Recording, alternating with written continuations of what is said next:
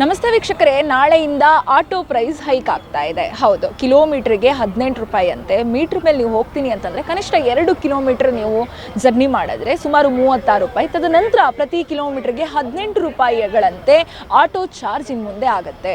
ಇಷ್ಟು ದಿನ ಜನರಿಗೆ ಆ್ಯಪ್ಗಳು ಆಟೋ ಚಾರ್ಜನ್ನು ಹೆಚ್ಚಳ ಮಾಡಿ ಜನರಿಗೆ ರೋಸ್ತಾ ಇತ್ತು. ಆದರೆ ಈಗ ಇನ್ನೊಂದು ಅಧಿಕೃತವಾಗಿ ಆಟೋ ದರವನ್ನು ಸರ್ಕಾರ ಏರಿಕೆ ಮಾಡಲಿಕ್ಕೆ ಮುಂದಾಗಿದೆ. ಅದು ಆಗಸ್ಟ್ 1 ಅಂದರೆ ನಾಳೆಯಿಂದ ಅಧಿಕೃತವಾಗಿ ಜಾರಿಗೆ ಬರ್ತಾ ಇದೆ. ಹಾಗಾದರೆ ಇದರಿಂದ ಸಾರ್ವಜನಿಕರಿಗೆ ಏನು ಕಷ್ಟ ಆಗ್ಬೋದು? ಯಾಕಂತಂದರೆ ಆಟೋ ಚಾರ್ಜ್ ಕಿಲೋಮೀಟರ್ಗೆ ಇಂತಿಷ್ಟು ಜಾಸ್ತಿ ಮಾಡಿದ್ರೆ ಅದರ ಜೊತೆಗೆ ಲಗೇಜ್ಗಳಿಗಿರ್ಬೋದು ಅಥವಾ ಆಟೋ ಏನು ವೆಯ್ಟಿಂಗ್ ಮಾಡ್ತಾರೆ ಅದಕ್ಕೂ ಕೂಡ ಇಂತಿಷ್ಟು ಚಾರ್ಜ್ ಅನ್ನೋದನ್ನು ನಿಗದಿ ಮಾಡಲಾಗಿದೆ. ಇದರಿಂದ ಸಾರ್ವಜನಿಕರಿಗೆ ಸಂಕಷ್ಟ ಆಗೋದಂತೂ ಖಂಡಿತ. ಇದರ ಬಗ್ಗೆ ಜನ ಏನು ಹೇಳ್ತಾರೆ? ಎಲ್ಲ ಬೆಲೆ ಏರಿಕೆಗಳ ನಡುವೆ ಈ ಬೆಲೆ ಏರಿಕೆ ಜನರ ಮೇಲೆ ಯಾವ ರೀತಿಯಾಗಿ ಎಫೆಕ್ಟ್ ಆಗ್ತಾ ಇರ್ಬೋದು? ಅವರು ಏನು ಹೇಳ್ತಾರೆ, ಅವರ ರಿಯಾಕ್ಷನ್ ಏನು ನೋಡೋಣ. ಜನರ ಮೇಲೆ ಎಫೆಕ್ಟ್ ಅಂದರೆ ಜನರ ಕೈಯಲ್ಲೇ ಇದೆ ಅಕ್ಕ. ಈಗ ಆಟೋ ಒಂದು ಸಮಯಕ್ಕೆ ಎಲ್ಲರೂ ಹೋಗೋರೆ ಎಮರ್ಜೆನ್ಸಿಗೆ. ನೀವು ಪ್ರಜಾಕ್ಕೆ ವೋಟ್ ಮಾಡಿ ನಮ್ಮದು ನಾವೇ ನೋಡ್ಕೊಳ್ಳೋಣ, ಇನ್ನೊಬ್ಬರನ್ನ ಎಂತಕ್ಕೆ ನಂಬಬೇಕು ಆಗಿತ್ತು. ಒಂದು ಶತಮಾನ ಒಂದು ದೇಶಕ್ಕೆ ಒಬ್ಬ ಮಹಾರಾಜ ಹೇಳಿದ್ರೆ ತೀರ್ಮಾನ ತೊಗೊಂಡ್ರೆ ಮುಗೀತು, ದೇಶ ಪೂರ್ತಿ ಕೇಳೋದು. ಈಗ ಯಾರು ಕಡಿಮೆ ಇಲ್ಲ, ಅವರೇ ನೋಡಬೇಕು. ಈಗ ದುಡ್ಡಿನ ಸಮಸ್ಯೆ ಎಲ್ಲಿ ಬರ್ತಿದೆ ಅಲ್ಲಿ ನೋಡ್ಬೇಕು ನೀವು. ಸಮಾಜದಲ್ಲಿ ತುಂಬ ಇದೆ. ಈಗ ಹಂಗೆ ನೋಡೋಕ್ಕೂ ಸರ್ಕಾರ ರಾಂಗ್ ಅಂದರೆ ನಾವು ಯಾರು ಉಪಯೋಗ ಮಾಡ್ತಿಲ್ಲ. ಇಲ್ಲಿ ರೂಲ್ಸ್ ಆ್ಯಂಡ್ ರೆಗ್ಯುಲೇಷನ್ ಎಲ್ಲ ಇದೆ, ಅದನ್ನು ಫಾಲೋ ಮಾಡಿದ್ರೇ ರೂಲ್ಸು. ಒಬ್ಬೊಬ್ಬರು ಫಾಲೋ ಮಾಡಬೇಕು. ಒಬ್ಬರಿಂದ ದೇಶ ಉದ್ಧಾರ ಮಾಡೋಕ್ಕಾಗಲ್ಲ, ಒಗ್ಗಟ್ಟಿರಬೇಕು. ಈಗ ಆಟೋ ಪ್ರೈಸ್ ಹೈಕ್ ಆಗ್ತಿದ್ದೀರಾ ಸರ್, ಇದು ಜನರ ಮೇಲೆ ಕಷ್ಟ ಆದರೆ ಎಫೆಕ್ಟ್ ಆಗ್ಬೋದಾ? ಅದರಲ್ಲಿ ನೋಡೋಕ್ಕೆ ಹೋದರೆ ನಾನು ಆಟೋ ಚಾಲಕನೇ. ಈಗ ನೈಟ್ ಹೊತ್ತಲ್ಲಿ ಕರ್ಕೊಂಡು ಹೋಗ್ತೀವಿ ಅಂದರೆ ಡಬಲ್ ಅಂದರೆ ಹೋಗೋವಾಗ ಅವ್ರ ಮನೆ ತನಕ ನಾವು ಬಿಡ್ತೀವಿ, ಬರ್ತಾ ನಾವು ಖಾಲಿ ಬರ್ತೀವಿ ಅಲ್ವಾ? ಅದು ಅನುಕೂಲ ನೋಡ್ಬೇಕು. ಹಗ್ಲೊತ್ತಂದರೆ ಜನ ಎಲ್ಲ ಕಡೆ ಇರ್ತಾರೆ, ಅದನ್ನು ನೀವು ನೋಡಬೇಕಲ್ವಾ? ಹಾಗಾಗಿ ಬೇಕು ಪ್ರೈಸ್ ಹೈಕು ಅಂತ ಹೇಳ್ತೀರಾ? ಪ್ರೈಸ್ ಆಗುತ್ತೆ ಅಂದರೆ ಡಿಮ್ಯಾಂಡೇ ಅಲ್ವಾ? ಸಮಾಜದಲ್ಲಿ ಸಮಸ್ಯೆಗಳು ತುಂಬ ಇದೆ, ಅಷ್ಟೊಂದು ಸಮಸ್ಯೆ ಇದೆ. ಅದನ್ನು ಸರಿ ಮಾಡಬೇಕಾದ್ರೆ ನೋಡಿ, ಪ್ರಜಾಕ್ಕೆ ನಮ್ಮ ದೇಶದಲ್ಲಿ ನಮ್ಗಂತ ಒಂದು ಪಕ್ಷ ಬಂದಿದೆ, ಸ್ಟಾಲಿನ್. ಚೆನ್ನಾಗತ್ತೆ. ಇಲ್ಲಿ ಪ್ರಾಪರ್ ಬೆಂಗಳೂರಲ್ಲಿ ಇರೋರಿಗೆ ಪರವಾಗಿಲ್ಲ, ಹೊರಗಡೆಯಿಂದ ಬಂದಿರೋರಿಗೆ ಎಷ್ಟು ಕಷ್ಟ ಆಗುತ್ತೆ ಗೊತ್ತಿರಲ್ವಲ್ಲ. ಆಮೇಲೆ ಕೈಯಲ್ಲಿ ಯಾರೂ ಈಗೆಲ್ಲ ಕ್ಯಾಶ್ ಇಟ್ಕೊಂಡೇ ಇರೋಲ್ಲ, ಎಲ್ಲರೂ ಆನ್ಲೈನಲ್ಲಿ ಮಾಡೋಕ್ಕೆ ಇಷ್ಟಪಡ್ತಿರ್ತಾರೆ, ಭಾಳ ಕಷ್ಟ ಆಗುತ್ತೆ.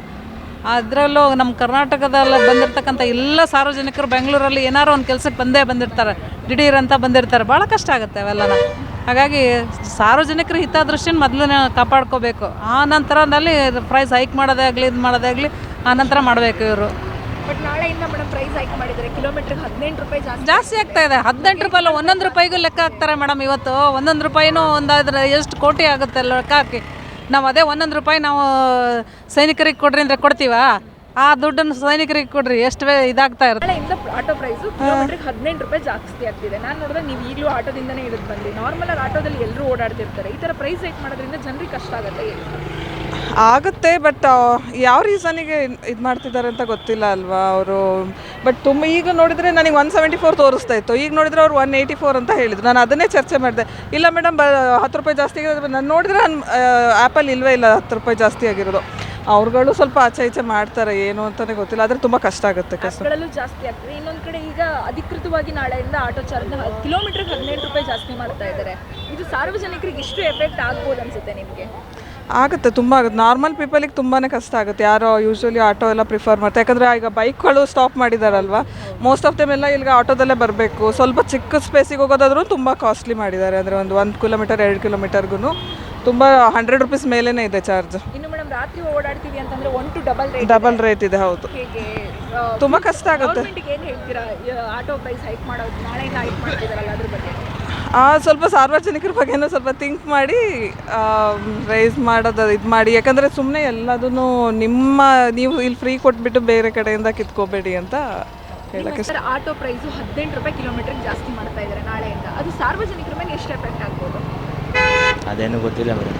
ಅಲ್ಲ, ನಿಮ್ಗೀಗ ಆಟೋ ಪ್ರೈಸ್ ನೀವು ಆಟೋದಲ್ಲೇ ಬಂದರೆ ಜಾಸ್ತಿನೇ ಇರುತ್ತೆ. ನಾಳೆಯಿಂದ ಮತ್ತೆ ಕಿಲೋಮೀಟ್ರಿಗೆ 18 ರೂಪಾಯಿ ಜಾಸ್ತಿ ಮಾಡ್ತಾ ಇದ್ದಾರೆ. ಜಾಸ್ತಿನೇ ಅಲ್ಲ ಮೇಡಮ್, ಕಷ್ಟ ಆಗಲ್ವಾ? ಕಷ್ಟ ಆಗುತ್ತೆ, ಸಾಮಾನ್ಯರಿಗೆ ಕಷ್ಟ ಆಗುತ್ತೆ. ಇನ್ನು ರಾತ್ರಿ ಓಡಾಡ್ತೀನಿ ಅಂತಂದರೆ ಸರ್ 1 ಡಬಲ್ ರೇಟ್ ಇರುತ್ತೆ. ಇದನ್ನೆಲ್ಲ ನೋಡಿದಾಗ ಗೌರ್ಮೆಂಟಿಗೆ ಏನು ಹೇಳ್ಬೇಕನ್ಸುತ್ತೆ ನಿಮಗೆ ಫೈನಲ್ ಆಗಿ? ಎಲ್ಲ ಸ್ವಲ್ಪ ಕಡಿಮೆ ಮಾಡಿದರೆ ಇದಾಗುತ್ತೆ. ಯಾಕಂದರೆ ಯಾಕಂದ್ರೆ ಎಲ್ಲ ರೇಟು ಜಾಸ್ತಿ ಇದೆ ಸರ್, ಅದ್ರ ಜೊತೆ ಈಗ ಆಟೋ ಪ್ರೈಸ್ ಹೈಕ್ ಆದರೆ ಸ್ವಲ್ಪ ಕಷ್ಟ ಆಗುತ್ತೆ ಅನ್ಸಲ್ವಾ? ಹೌದು ಕಷ್ಟ ಆಗುತ್ತೆ. ಹೋಗಿದ್ವಿ, ಇವಾಗ 150 ಒಬ್ರು ಕೇಳ್ತಾರೆ, 200 ರೂಪಾಯಿ ಒಬ್ರು ಕೇಳ್ತಾರೆ, 120 ರೂಪಾಯಿ ಒಬ್ರು ಕೇಳ್ತಾರೆ. ಏನು ಮಾಡೋದು, ಅದಕ್ಕೆ ನಿಂತಿದ್ದೀವಿ. ನಾಳೆಯಿಂದ ಮೇಡಮ್ ಇನ್ನೂ ಜಾಸ್ತಿ ಆಗ್ತಿದೆ, ಕಿಲೋಮೀಟರ್ಗೆ 18 ರೂಪಾಯಿ ಜಾಸ್ತಿ ಮಾಡ್ತಾ ಇದ್ದಾರೆ. ಇದಕ್ಕೆ ನೋಡಿದ್ರೆ ನಿಮ್ಗೆ ಏನು ಅನ್ಸುತ್ತೆ?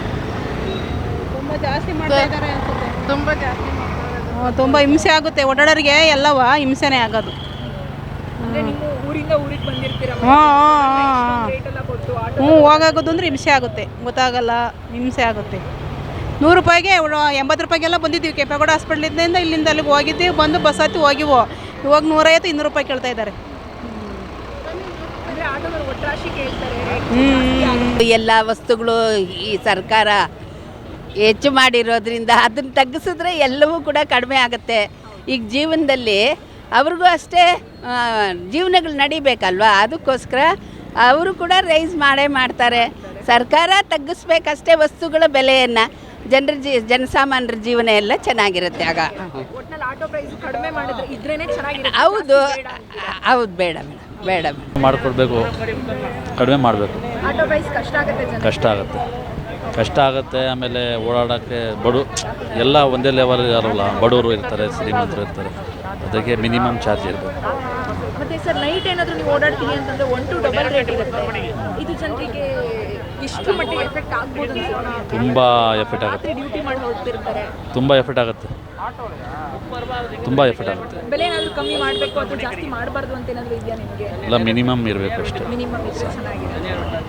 ಅಂದರೆ 18 ರೂಪಾಯಿ ಆಗ್ತಾ ಇದೆ, ಇದು ಜನರಿಗೆ ಕಷ್ಟ ಆಗ್ಬೋದಾ? ಹೌದು, ಗ್ಯಾರಂಟಿ ಆಗುತ್ತೆ. ಯಾಕಂದರೆ ನಾವು ವರ್ಕ್ ಮಾಡ್ತಾ ಇರೋದು, ಇದರಲ್ಲೂ ಟ್ರಾಫಿಕ್ ಜಾಮ್ ಬೇರೆ ಆಗುತ್ತೆ. ತುಂಬ 1 ಕಿಲೋಮೀಟ್ರಿಗೆ 18 ರೂಪಾಯಿ ಚಾರ್ಜ್ ಆದರೆ ತುಂಬಾ ಕಷ್ಟ ಆಗುತ್ತೆ. ನಾವು ಮಿಡಲ್ ಕ್ಲಾಸ್ ಪೀಪಲ್ಸ್ಗಳು, ನಮಗೆ ಅದು ಡೈಲಿ ಅದಕ್ಕೆ ಅಮೌಂಟ್ ಕೂಡ ಜಾಸ್ತಿ ಆಗುತ್ತೆ. ಗ್ಯಾರಂಟಿ ಅದು ಕಷ್ಟ ಆಗುತ್ತೆ. ಆಮೇಲೆ ಈವನ್ ಮಕ್ಕಳಿಗೆ ಅಷ್ಟೇ, ಅವರಿಗೂ ಕಷ್ಟ ಆಗುತ್ತೆ. ಸ್ಕೂಲ್ಗೆಲ್ಲ ಕಳಿಸ್ಬೇಕಾಗುತ್ತೆ. ಹೌದು, ಕಷ್ಟ ಇದೆ. ನೈಟ್ ಓಡಾಡ್ತೀವಿ ಅಂತಂದರೆ 1 to ಡಬಲ್ ರೇಟ್ ಇರುತ್ತೆ ಮೇಡಮ್. ಇದನ್ನೆಲ್ಲ ನೋಡಿದ್ರೆ ನಿಮಗೆ ಈ ಪ್ರೈಸ್ ಎಫೆಕ್ಟು ಜನರ ಮೇಲೆ ಎಷ್ಟು ಎಫೆಕ್ಟ್ ಆಗ್ಬೋದು ಅನ್ಸುತ್ತೆ? ಸೊ ಈಗ ಆಟೋದಲ್ಲಿ ಓಡಾಡಬೇಕು ಅಂದರೆ ಮಿಡಲ್ ಕ್ಲಾಸ್ ಪೀಪಲ್ಲೇ ಅಲ್ವಾ, ಆಲ್ಮೋಸ್ಟ್ ಅವ್ರ ಹತ್ರ ಅಮೌಂಟ್ ಕೂಡ ಕಮ್ಮಿ ಇರುತ್ತೆ. ಈಗ ಪ್ರೈಸ್ ಜಾಸ್ತಿ ಆದರೆ ಆಬ್ವಿಯಸ್ಲಿ ಎಲ್ಲ ಮಿಡಲ್ ಕ್ಲಾಸ್ ಪೀಪಲ್ಗೂ ಇದು ಪ್ರಾಬ್ಲಮ್ ಆಗೇ ಆಗುತ್ತೆ. ಜನಗಳಿಗೆ ಪಾಪ ಕೂಲಿ ಮಾಡೋರು ಅವರು ಇವರು ಜನಗಳಿಗೆ ಭಾಳ ಕಷ್ಟ ಇರುತ್ತೆ. ಇವತ್ತು ಎಷ್ಟೋ ಜನ ಕೂಲಿನೇ ಸಿಗಲ್ಲ, ಅವರು ಪ್ರಯಾಣ ಮಾಡ್ಬೇಕಾದ್ರೆ ಭಾಳ ಕಷ್ಟ. ಆದರೆ ಒಂದು ಮಿನಿಮಮ್ ಮಾಡಿದ್ರೆ ಪರವಾಗಿಲ್ಲ, ಜಾಸ್ತಿ ಮಾಡಿದ್ರೆ ಕಷ್ಟ ಆಗುತ್ತೆ. ಕಷ್ಟ. ಆಲ್ರೆಡಿ ಸರ್ ಮೀಟರ್ ಮೇಲೆ 30 ರೂಪಾಯಿ ಇತ್ತು, ಒಂದು ಮಿನಿಮಮ್ ಪ್ರೈಸ್ ಅಂತ ಇತ್ತು. ಈಗ ನೋಡಿದ್ರೆ ಸಡನ್ ಆಗಿ ಎಲ್ಲ ಜಾಸ್ತಿ ಮಾಡ್ತಾ ಇದ್ದಾರೆ. ಕಿಲೋಮೀಟರ್ಗೆ 18 ಅಂತಿದ್ದಾರೆ. ಅಲ್ಲ, ಆ ರೀತಿ ಮಾಡಬಾರ್ದು. ಆಮೇಲೆ ಇವ್ರಿಗೂ ಒಂದು ಸ್ವಲ್ಪ ಆರ್ ಟಿ ಒ ಎಲ್ಲ ಬರ್ತಾವಲ್ಲ, ಅವೆಲ್ಲ ಟ್ಯಾಕ್ಸ್ ಇವ್ರಿಗೂ ಜಾಸ್ತಿ ಬರುತ್ತೆ. ಆದರೂ ಸರ್ಕಾರ ಮಧ್ಯಪ್ರವೇಶ ಮಾಡಿ ಒಂದು ಮಿನಿಮಮ್ ಮಾಡಬೇಕು. ಇವ್ರದ್ದು ಕಷ್ಟ ಇದೆ ಪಾಪ. ಮಿನಿಮಮ್ ಮಾಡಬೇಕು. ಸರ್ಕಾರದ ಸ್ವಲ್ಪ ಟ್ಯಾಕ್ಸ್ ಕಡಿಮೆ ಮಾಡಿ ಇವ್ರಿಗೂ ಒಂದು ಒಳ್ಳೆಯದಾಗಿ ಮಾಡಬೇಕು. ಇವರು ಅವು ಜನಗಳಿಗೆ ಸಹಕರಿಸಬೇಕು. ಇಲ್ಲ, ಕ್ಯಾಬಲ್ಲಿ ಬಂದು ಮೇಡಮ್, ಆಟೋ ಪ್ರೈಸು ಆಲ್ರೆಡಿ ಆ್ಯಪ್ಗಳಲ್ಲೆಲ್ಲ ಜಾಸ್ತಿನೇ ತೋರಿಸ್ತಾ ಇರುತ್ತೆ. ಅದ್ರ ಜೊತೆಗೆ ನಾಳೆ ಅಧಿಕೃತವಾಗಿ ಆಟೋ ಪ್ರೈಸ್ನ ಹೈಕ್ ಮಾಡ್ತಾ ಇದ್ದಾರೆ. ಕಿಲೋಮೀಟ್ರಿಗೆ 18 ರೂಪಾಯಿ ಆಗ್ತಿದೆ. ಇದು ಜನರ ಮೇಲೆ ಎಷ್ಟು ಎಫೆಕ್ಟ್ ಆಗ್ಬೋದು? ಅದೇ ಈಗ ಇದನ್ನು ರೈಟ್ ಮಾಡೋದು ಮತ್ತು ಇನ್ನೊಂದನ್ನು ರೈಟ್ ಜಾಸ್ತಿ ಮಾಡೋದ್ರಿಂದ ಎಲ್ಲ ಏರ್ಕೊಂತ ಹೋದರೆ ಎಲ್ಲರಿಗೂ ಕಷ್ಟ ಆಗುತ್ತೆ. ಸುಮ್ಮನೆ ಈಗ ಒಂದನ್ನು ಏರ್ಸೋಕ್ಕೋಗಿ ಇನ್ನೊಂದನ್ನು ಏರಿಸ್ತಾ ಇದ್ದಾರೆ. ಅದು ಗೌರ್ಮೆಂಟ್ ಅದ್ರ ಬಗ್ಗೆ ಯೋಚನೆ ಮಾಡಬೇಕು, ಜನಕ್ಕೂ ಕಷ್ಟ ಆಗುತ್ತೆ. ನೈಟ್ ಓಡಾಡ್ತೀವಿ ಅಂದ್ರೆ ಮೇಡಮ್ 1 to ಡಬಲ್ ರೇಟ್ ಇರುತ್ತೆ. ಲಗೇಜ್ಗಳಿಗೂ ಹೆವಿ ರೇಟ್ ಆಗ್ತಾ ಇದ್ದಾರೆ. ವೇಟಿಂಗ್ ಚಾರ್ಜ್ ಅಲ್ಲಿ ಇದ್ರು ಅದಕ್ಕೂ ಎಕ್ಸ್ಟ್ರಾ ಫೀಸ್ ಕೊಡಬೇಕು. ಇದನ್ನೆಲ್ಲ ನೋಡಿದ್ರೆ ಜನರ ಮೇಲೆ ಎಷ್ಟು ಎಫೆಕ್ಟ್ ಆಗುತ್ತೆ? ಆದರೆ ನೈಟ್ ಡಬಲ್ ಮಾಡ್ತೀವಿ ಅನ್ನೋದಕ್ಕಿಂತ ಟ್ರಾಫಿಕ್ ಸ್ವಲ್ಪ ಕಂಟ್ರೋಲ್ ಮಾಡಬೇಕಾಗಿತ್ತು. ಟ್ರಾಫಿಕ್ ಕಂಟ್ರೋಲ್ ಮಾಡಲ್ಲ, ಸುಮ್ಮನೆ ಚಾರ್ಜನ್ನು ಜಾಸ್ತಿ ಮಾಡೋದ್ರಿಂದ ತುಂಬಾ ಕಷ್ಟ. ಕೇಳಿದ್ರಲ್ಲ ವೀಕ್ಷಕರೇ, ಎಲ್ಲ ಬೆಲೆ ಏರಿಕೆಯ ನಡುವೆ ಆಟೋ ದರ ಏರಿಕೆ ಕೂಡ ಜನರಿಗೆ ಸಂಕಷ್ಟ ಉಂಟು ಮಾಡ್ತಾ ಇದೆ. ಒಂದೆಡೆ ಬೇರೆ ಬೇರೆ ಬೆಲೆ ಏರಿಕೆಗೆ ರೋಧಿಸಿರುವಂತಹ ಜನರು ಗ್ಯಾರಂಟಿ ಯೋಜನೆಗಳ ಫ್ರೀ ಸಾಕಪ್ಪ, ಬೆಲೆ ಏರಿಕೆನ ನಿಲ್ಲಿಸಿ, ಇನ್ನು ಮುಂದೆ ಜನರಿಗೆ ಜೀವನ ಮಾಡಲಿಕ್ಕೆ ಅವಕಾಶ ಮಾಡಿಕೊಡಿ, ಮೊದಲು ಯಾವುದೇ ಬೆಲೆ ಏರಿಕೆಯ ಮೊದಲು ಸಾರ್ವಜನಿಕರ ಹಿತದೃಷ್ಟಿಯನ್ನು ಕಾಯ್ದುಕೊಳ್ಳೋದು ಸರ್ಕಾರದ ಜವಾಬ್ದಾರಿ.